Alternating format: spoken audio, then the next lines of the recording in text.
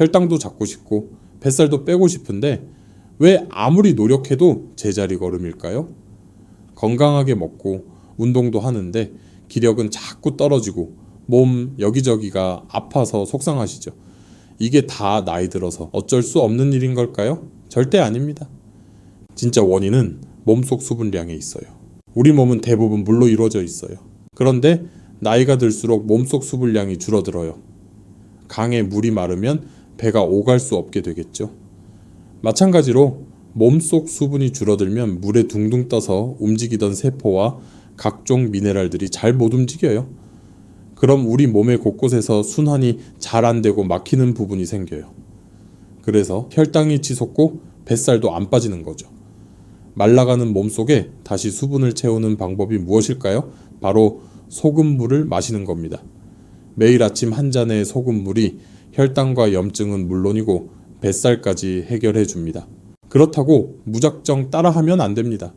정확한 비율과 타이밍, 피해야 할 실수까지 알아야 효과를 볼 수 있어요.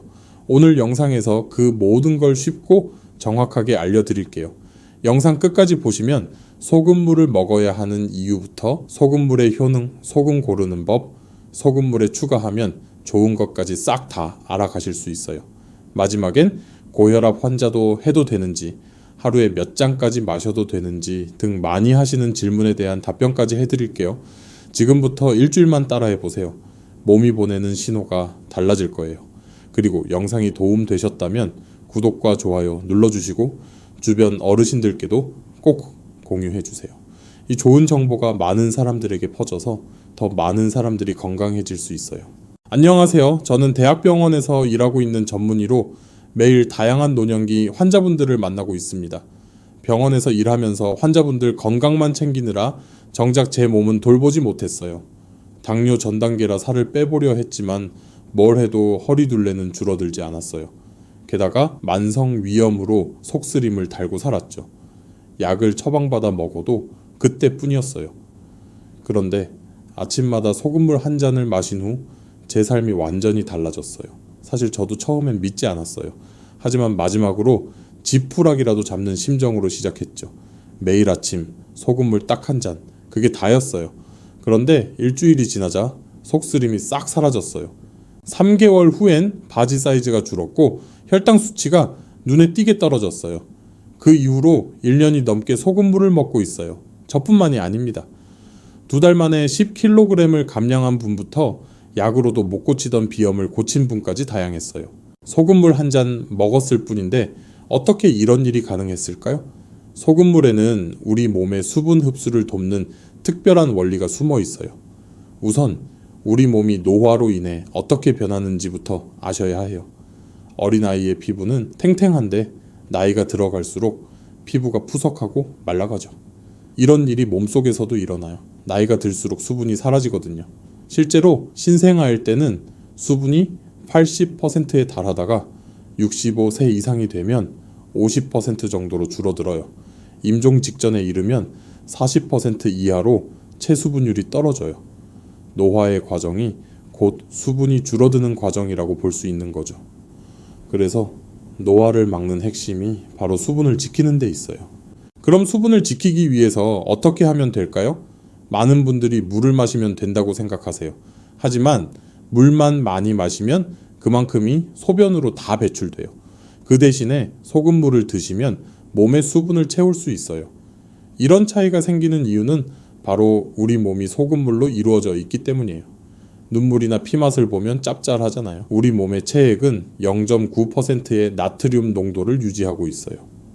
이 농도를 일정하게 유지하기 위해서 굉장히 정교한 조절 시스템이 작동하고 있어요. 그래서 물을 많이 마시면 몸속 소금물이 묽어지지 않도록 재빨리 물을 소변으로 배출해요. 그런데 소금물을 마시면 우리 몸이 바로 배출할 필요가 없겠죠? 이때 수분이 제대로 흡수되는 거예요. 탈수가 일어난 환자에게 0.9% 농도의 소금물로 된 링거액을 주는 이유도 이 때문이에요. 소금은 자석처럼 물을 끌어당겨요. 자석 주위에 쇠붙이들이 모여있는 것처럼 소금이 있는 곳에 물이 머물러요.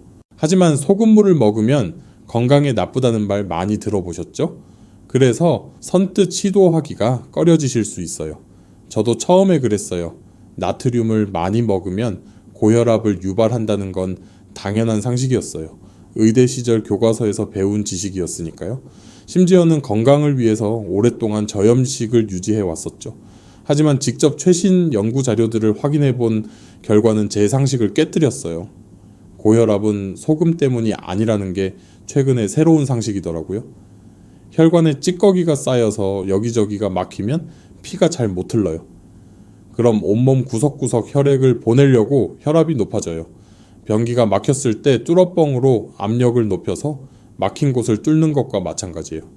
그러니 고혈압은 혈관에 막힌 데가 많아져서 생기는 거예요. 결국 고혈압을 없애기 위해선 저염식을 할 게 아니라 혈관 건강을 회복해야 하는 거죠. 혈관 건강을 망가뜨리는 주범은 소금이 아니라 당분이에요. 소금은 우리 몸에서 과잉이 될 수 없어요. 왜냐하면 소금의 농도를 일정하게 조절하는 시스템이 발달해 있거든요. 태초의 생명체는 바다에서 시작되었기 때문에 소금이 많은 환경에 적응해 왔어요. 그래서 몸속에 소금이 너무 많아지지 않게 조절하는 장치가 필수적이었어요. 하지만 당분은 소금과 다르게 항상 희귀했어요. 달콤한 과일은 운 좋은 날에나 얻을 수 있는 귀한 식량이었으니까요. 그래서 당을 많이 먹을 일이 없었고 우리 몸은 당분 과잉을 차단하는 장치를 미처 준비하지 못했어요. 오히려 귀한 당분을 먹으면 재빨리 몸에 저장할 필요가 있었죠. 그런데 농업과 산업이 발달하면서 음료수, 빵, 과자 같은 당분으로 된 가공식품을 값싸게 먹을 수 있는 세상이 되었어요. 당분이 필요 이상으로 많이 들어오는 일을 인류가 처음으로 겪게 된 거예요. 이게 요즘 많아지는 고혈압뿐만 아니라 당뇨병, 혈관 질환, 뇌졸중, 치매 등의 원인이에요. 고혈압의 원인은 소금이 아니라 당분이에요. 소금물을 한 잔씩 먹는다고 해서 없던 고혈압이 생기진 않으니 걱정하실 필요가 없어요. 일시적으로 소금을 많이 먹더라도 우리 뇌는 물을 더 먹게 명령을 해요. 그래서 큰 문제는 없지만 뭐든 과유불급인 건 당연해요. 지나치게 많은 소금은 해로울 수 있어요. 그러니 제가 알려드리는 가이드를 꼭 지켜주셔야 해요. 오히려 저염식을 오랫동안 해온 분은 몸속 나트륨이 부족해서 문제를 겪어왔을 가능성이 높아요. 게다가 건강을 위해 맹물을 많이 드셨다면 나트륨이 채워지질 못하니 만성적인 저나트륨 상태에 빠져 있을 가능성이 커요. 전신 피로감, 무기력, 어지럼, 식욕 부진, 근육 경련, 쥐나는 증상, 집중력 저하, 두통 같은 증상을 자주 느끼신다면 소금이 너무 부족하진 않은지 의심해 보셔야 해요. 실제로 하루 소금을 5g 이하로 먹는 저염식이 오히려 심근경색, 사망률을 높인다는 연구 결과도 있어요. 그러니 소금은 너무 많이 먹어도 문제지만 너무 적게 먹어도 문제인 거예요. 적당량을 먹어야 하는데 요즘 너무 저염식을 강조하다 보니 오히려 부족이 생기는 경우가 많거든요. 그런데 소금은 넘쳐날 때보다 부족할 때 훨씬 위험해요. 우리 몸에서 너무 중요한 필수 성분이기 때문에 소금이 부족하면 바로 죽음에 이르거든요. 신경과 근육의 작동부터 영양소 흡수, 혈압과 순환 유지까지 생명 유지의 핵심적인 역할을 담당해요. 저희 병원에 오셨던 82세 어르신 이야기를 해드릴게요. 다리 통증이 심해져서 결국 수술을 하려고 댁 근처 수술 전문 정형외과에 입원을 하셨어요. 입원 후 수술 준비를 하면서 통증은 더 심해지고 기력은 떨어져서 헛것을 보는 지경이 됐어요. 수술 직전에 자녀분께서 걱정이 돼서 어르신을 저희 대학병원으로 옮겨 오셨어요. 다시 검사를 했더니 나트륨이 심각하게 부족한 상태였어요. 수술 전 금식, 스트레스, 탈수가 겹치면서 나트륨 부족이 생겼던 거예요. 수액으로 나트륨 등 미네랄을 보충하자 어르신의 상태는 급격히 호전되었어요. 통증도 줄어들고 정신도 또렷해지고 기력이 돌아왔죠. 수술 없이 수액만으로 완전 회복하셔서 건강히 퇴원하셨어요.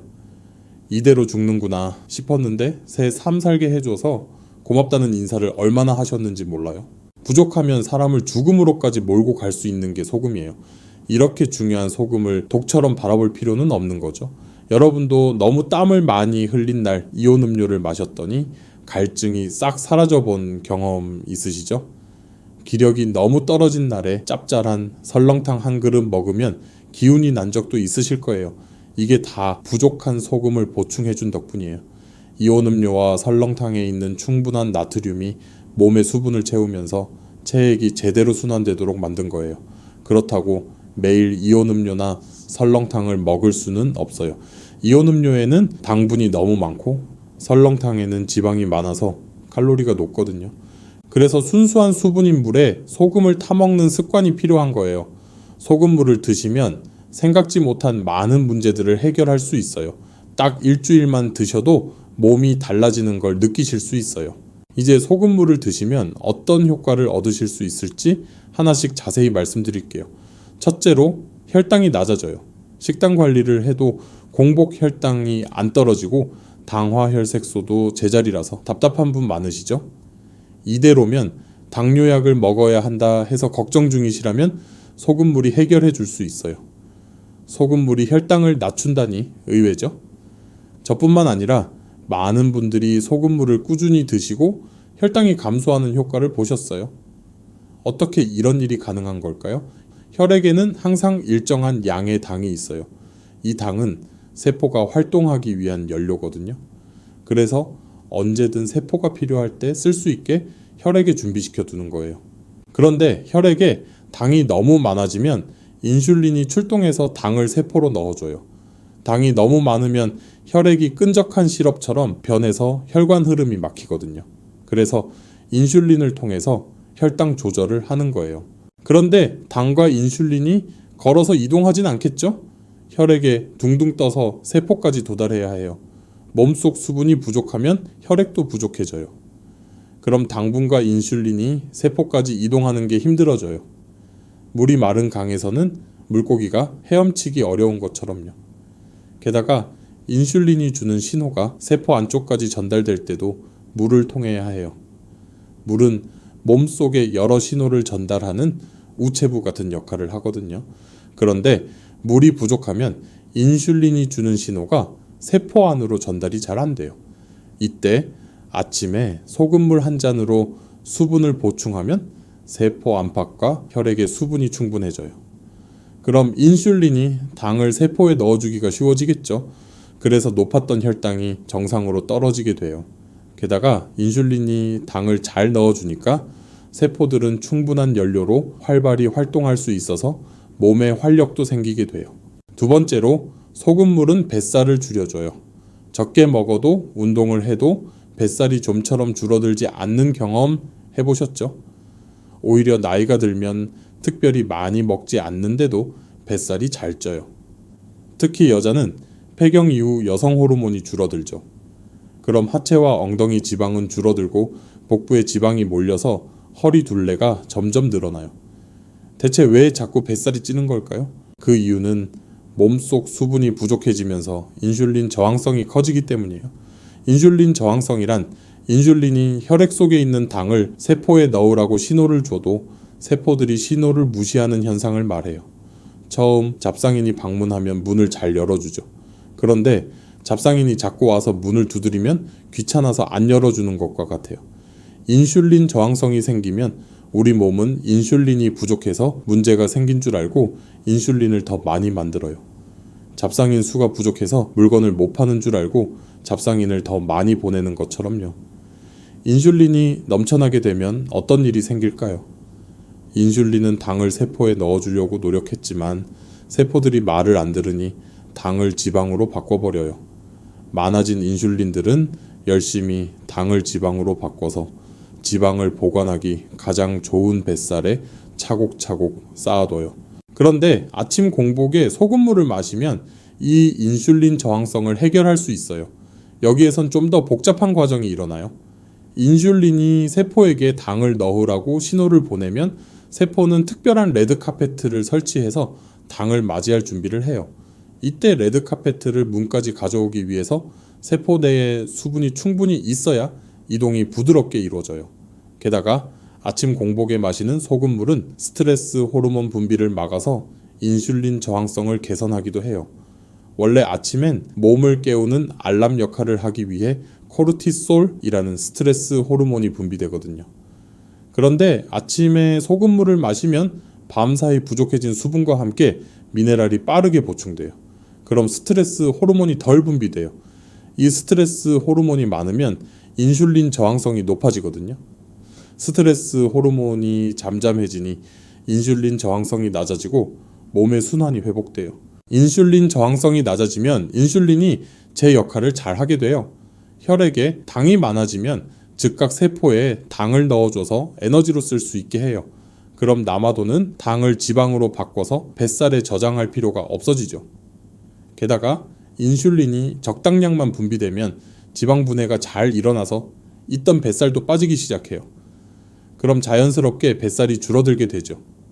소금물을 꾸준히 석 달만 먹어도 뱃살이 눈에 띄게 줄어드는 걸 확인하실 수 있어요. 특히 식단 조절이나 운동을 해도 살이 잘 안 빠지던 분들은 소금물 꼭 드셔보세요.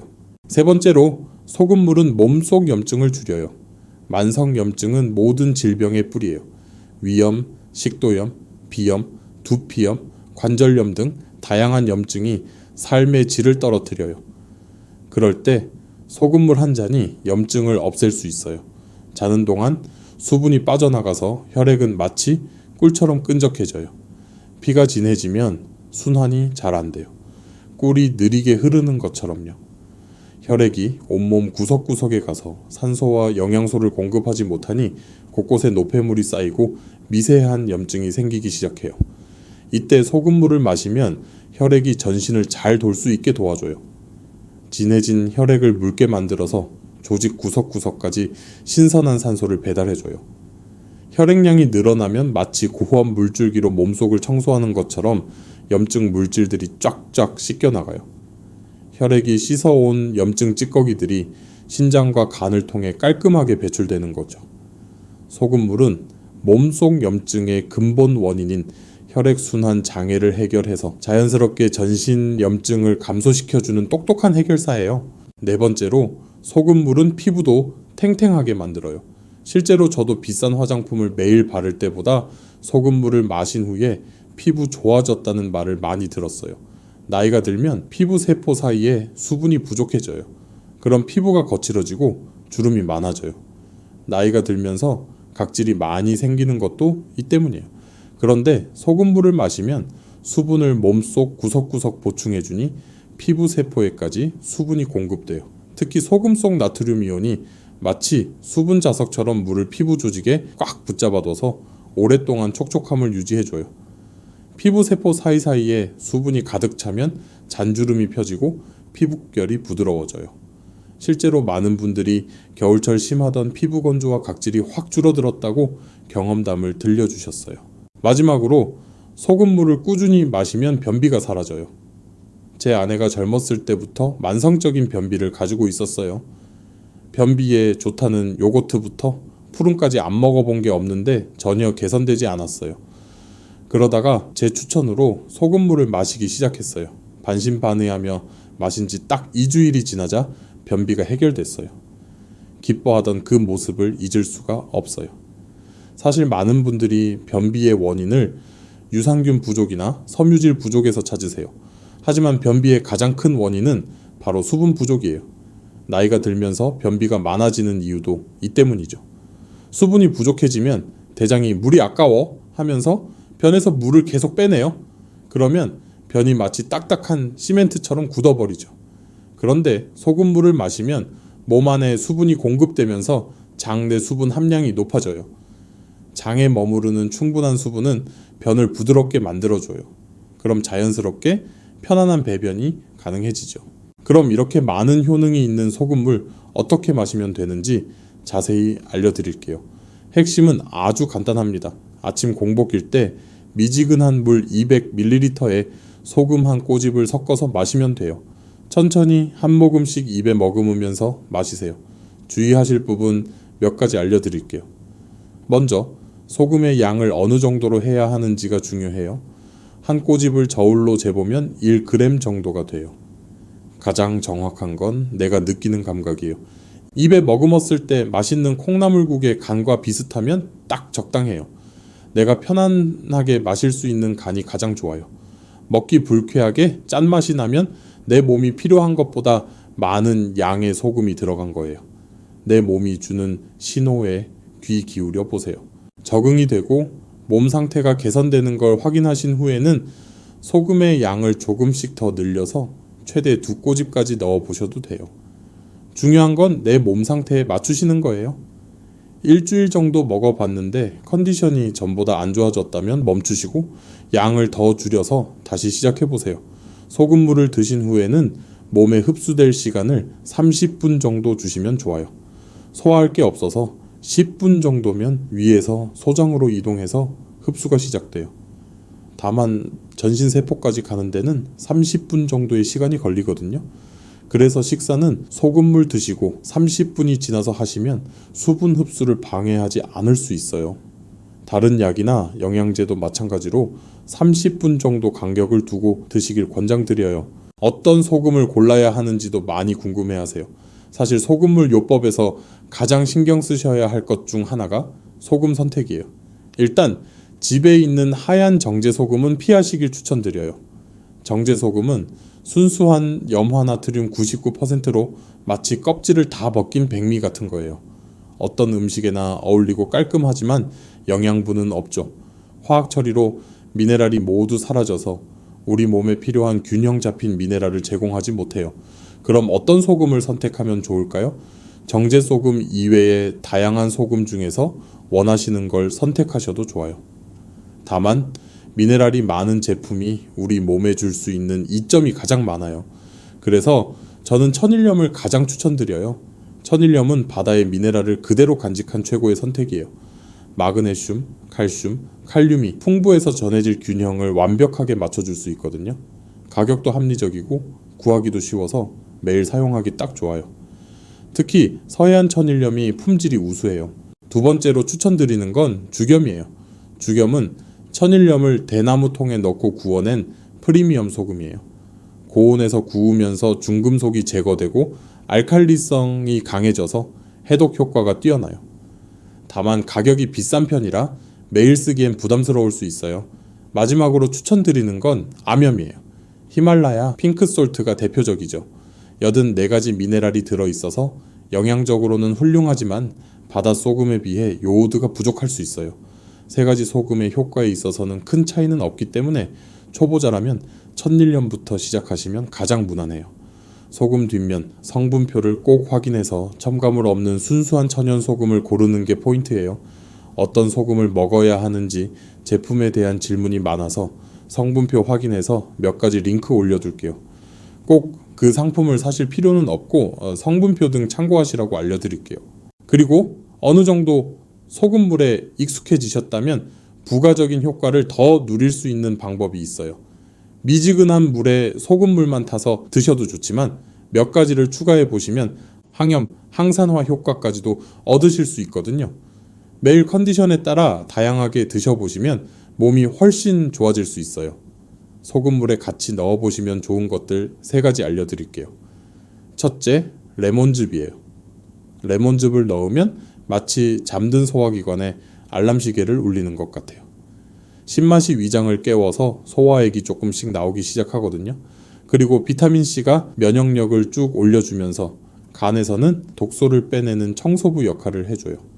실제로 마셔보면 입안이 깔끔해지고 몸이 개운해지는 느낌을 바로 받을 수 있어요.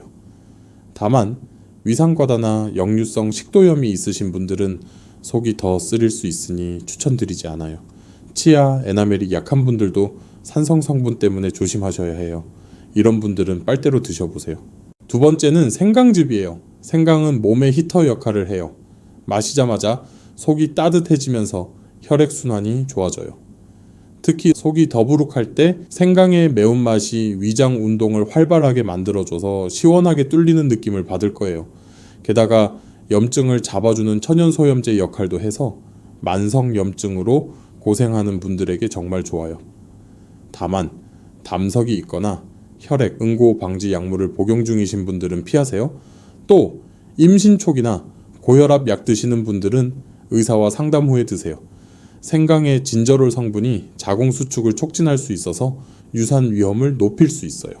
그리고 생강이 혈관을 확장시키는 효과가 있어서 고혈압 약을 드시는 분은 혈압을 지나치게 떨어뜨릴 수도 있거든요. 세 번째는 사과식초예요. 사과식초는 몸의 밸런스를 맞춰주는 조율사예요.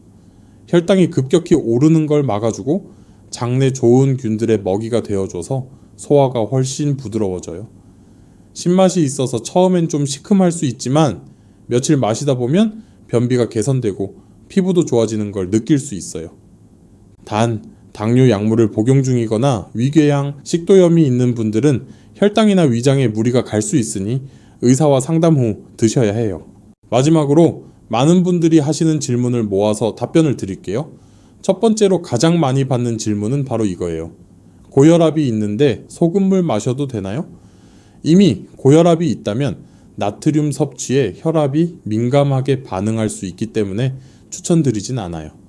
다만 약으로 조절이 잘 되고 있고 아침에 일어날 때 어지럼이 반복되는 분은 의사와 상담 후 아주 소량으로 시작해 보시는 걸 권장해요. 가볍게 0.3g 정도의 아주 소량으로 시작해 보신 후 일주일 동안 매일 혈압을 재보세요. 소금물을 드시기 전보다 혈압이 5에서 10 수은주 밀리미터 이상 상승하면 즉시 중단하세요. 또는 손발, 얼굴에 붓기가 나타나거나 체중이 증가하거나 두통이 생겨도 중단하셔야 해요. 두 번째로 많이 받는 질문은 공복에만 마셔야 하나요? 입니다. 소금물은 공복 전용은 아니에요.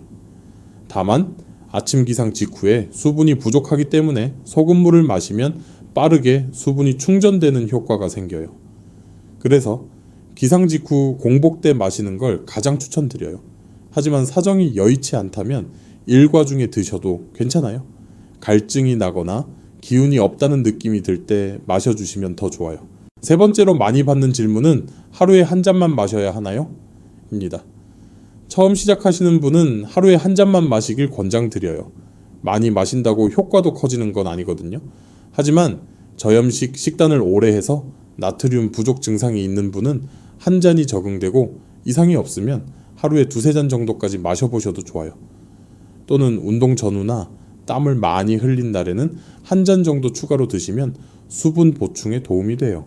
혹시 간헐적 단식을 하시는 분이 계시다면 단식 중에 소금물을 마셔주시는 건 기력을 유지하고 수분을 보충하는 데 큰 도움이 돼요. 네 번째 질문은 왜 사람마다 효과가 다른가요? 입니다. 실제로 소금물을 마신 분들의 후기가 많은데 효과가 정말 다양해요. 살이 빠졌다는 분부터 심지어 암이 나았다는 분까지 계세요. 소금물의 효과가 다르게 나타나는 가장 큰 이유는 수분이 부족한 정도가 사람마다 다르기 때문이에요. 평소 수분 부족이 심했던 분들은 다양하고 큰 효과를 빠른 시일 내에 느끼실 거예요. 생활 습관도 큰 영향을 줘요. 평소 운동을 많이 하는지, 어떤 음식을 많이 드시는지에 따라서 소금물을 마셨을 때 수분과 미네랄이 보충되는 정도가 달라지거든요. 마지막 질문은 소금물을 마시면 안 되는 사람도 있나요? 입니다. 소금물은 대부분 사람들에게 안전해요. 앞서 말씀드렸다시피 우리 몸에는 나트륨 과잉이 되지 않도록 조절하는 장치가 있기 때문이에요. 하지만 이 조절 시스템에 문제가 있는 분들은 소금물을 드시면 안 돼요. 만성신부전 등의 신장질환 환자는 절대 소금물 요법은 하시면 안 돼요. 간경변 등의 간질환 환자도 마찬가지예요. 그리고 신부전 등의 심장질환 환자는 혈액량이 증가하면 심장에 무리가 갈 수 있어서 소금물은 피하셔야 해요. 그리고 임산부도 호르몬 변화로 부종이 생길 수 있어서 피하시길 권장드려요. 이뇨제를 드시는 분도 소금물은 추천드리지 않아요. 약효를 떨어뜨릴 수 있거든요. 마지막으로 소금물 요법을 해보고 싶기는 한데 부작용이 두려운 분들을 위해서 안전하게 시도하기 위한 7일 체크리스트를 알려드릴게요. 미지근한 물 200ml에 0.3g 정도의 아주 소량의 소금을 넣어서 시작하세요. 아주 살짝 짠맛이 느껴지면 돼요. 매일 아침 소금물을 한 잔 마신 후에 다음 7가지 사항을 수첩에 기록하세요. 혈압, 체중, 얼굴 및 손발의 붓기, 어지럼, 피곤, 배변 횟수, 측정 가능하다면 공복 혈당까지 7일 동안 매일 이 사항들을 누적해서 기록하세요. 그러다가 혈압이 평소 대비 5에서 10 수은주 밀리미터 상승하거나 얼굴이나 손발에 붓기가 생기거나 어지럼이나 두통이 생기거나 컨디션이 현저히 떨어진 게 확인되면 즉시 중단하세요. 중단한 날은 맹물을 하루 동안 1.5리터 정도 나눠서 마셔주세요. 이렇게 하시면 보다 안전하게 소금물을 드실 수 있어요. 여러분, 오늘 영상 어떠셨나요? 소금물 한 잔이 이렇게 많은 변화를 가져올 수 있다는 사실 놀라우시죠? 사실 처음엔 반신반의하실 수 있어요. 저도 그랬으니까요. 의사로서 수십 년간 배워온 상식과 달랐거든요. 하지만 직접 경험하고 수많은 분들의 변화를 지켜보면서 확신하게 됐어요. 우리 몸은 생각보다 단순한 원리로 작동한다는 걸요. 복잡한 영양제를 챙기고 비싼 건강식품을 사기 전에 가장 먼저 확인해야 할 건 바로 수분과 미네랄이에요. 아무리 좋은 영양소도 물이 부족하면 제대로 흡수되지 않거든요. 마치 아무리 좋은 씨앗을 뿌려도 메마른 땅에서는 싹이 트지 않는 것처럼요. 오늘부터 딱 일주일만 시도해보세요. 아침에 일어나자마자 미지근한 물 200ml에 소금 한 꼬집을 넣어서 천천히 마셔보세요. 그리고 여러분, 몸의 신호에 귀 기울여 보세요. 속쓰림이 줄어들었는지, 몸이 가벼워졌는지, 화장실 가는 게 편해졌는지 말이에요. 작은 변화들이 모여서 큰 변화를 만들어낼 거예요. 다만 꼭 기억하세요. 소금물은 만능이 아니에요. 신장질환, 간질환, 심장질환이 있으신 분들은 반드시 의사와 상담하셔야 해요. 그리고 고혈압이 있으신 분들도 신중하게 접근하셔야 하고요. 건강은 한 가지 방법으로만 지킬 수 있는 게 아니니까요. 균형 잡힌 식단, 규칙적인 운동, 충분한 수면이 함께 이루어져야 해요. 소금물은 그 모든 노력의 기반을 다져주는 역할이에요. 마른 땅에 물을 주듯 말라가는 몸에 수분을 채워주는 것. 그게 바로 소금물 요법의 핵심이에요. 오늘 영상이 여러분의 건강한 삶에 작은 도움이 되었길 바라요. 이 정보가 유익하셨다면 구독과 좋아요 꼭 눌러주시고 주변 분들께도 공유해주세요. 특히 뱃살, 혈당, 만성피로, 염증으로 고생하시는 부모님이나 지인분들께 꼭 알려주세요. 댓글로 여러분의 경험담도 나눠주세요. 소금물 마신 지 일주일째인데 이런 변화가 있었어요 라고 공유해 주시면 같은 고민을 하시는 다른 분들께도 큰 힘이 될 거예요. 여러분 모두 건강하시고 활력 넘치는 하루하루 보내시길 바라요.